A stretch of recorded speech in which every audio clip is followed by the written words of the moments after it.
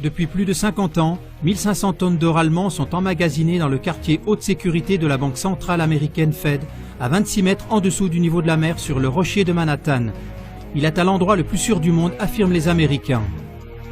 Cependant, les années passées, des voix se faisaient entendre en Allemagne qui exigeaient que l'or allemand revienne sur le territoire allemand, comme l'ont fait les Français dans les années 70 pour leurs propres réserves d'or.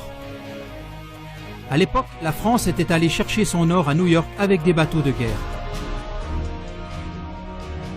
Ce grand trésor d'or allemand a une contre-valeur d'environ 70 milliards de dollars américains et en cas d'effondrement de l'euro, il serait une base solide pour couvrir une nouvelle monnaie. Les 1500 tonnes d'or sont le produit du travail acharné du peuple allemand. Elles proviennent du temps de l'après-guerre, lorsque l'Allemagne engendrait de grands bénéfices par sa balance commerciale excédentaire avec l'étranger, ce qu'on a qualifié de miracle économique. Mais maintenant, la Fed refuse de restituer à l'Allemagne sa propriété. En 2012, après des années de bras de fer, elle a consenti à rendre au moins 300 tonnes avant 2020.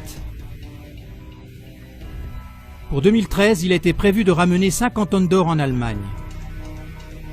En fait, il n'y a eu que 37 tonnes qui ont été effectivement retournées. 32 tonnes sont venues de Paris et seulement 5 tonnes réellement de la Fed. De plus, ces 5 tonnes n'étaient pas des lingots d'or de la réserve originale de l'Allemagne. C'étaient des lingots d'or nouvellement fondus avec la marque 2013. Les politiciens allemands qui devaient contrôler les réserves d'or allemandes sont rentrés bredouilles de New York. Jusqu'à ce jour, la Fed refuse de remettre une liste des lingots. Des experts économistes éminents du monde entier sont d'accord. L'or allemand a disparu. L'Allemagne ne reverra plus jamais son or, avertit William Kay, l'ex-manager de Goldman Sachs. Et cela tout en sachant que la Fed n'a jamais été autorisée à utiliser cet or, car il lui avait été confié seulement pour le garder. C'est un acte incomparable de détournement et de provocation et il est couvert activement par des politiciens allemands. Il y a quelques semaines, on a annoncé que le retour des 300 tonnes d'or avant 2020 allait être annulé. La pression des États-Unis devenait trop forte, de sorte que la politique allemande a plié. Le politicien de la CDU, Norbert Bartel, a affirmé devant les médias « Les Américains font bien attention à notre or ». Jusqu'à quand l'Allemagne doit-elle plier devant les États-Unis dans toutes les affaires?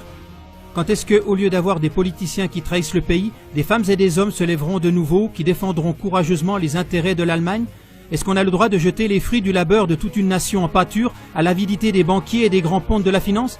Même des politiciens américains comme le député du Congrès Ron Paul doutent fondamentalement que les réserves d'or de différents pays emmagasinées aux États-Unis existent encore physiquement. Tant qu'il en est ainsi, l'Allemagne a tout à fait le droit d'exiger au moins une supervision de ses propres réserves. Un État souverain doit pouvoir faire cela, sinon il n'est pas souverain. S'il vous plaît, transmettez cette vidéo pour faire connaître le scandale de l'or allemand à l'opinion publique mondiale. Merci beaucoup.